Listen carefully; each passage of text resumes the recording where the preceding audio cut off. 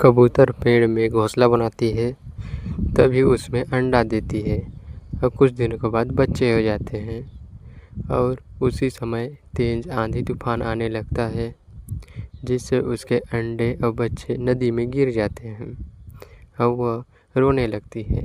तभी उसी समय मगरमच्छ आता है और नदी के किनारे पहुंचा देता है घोंसला और उसकी माँ खुश हो जाती है, तब भी रोने लगती है।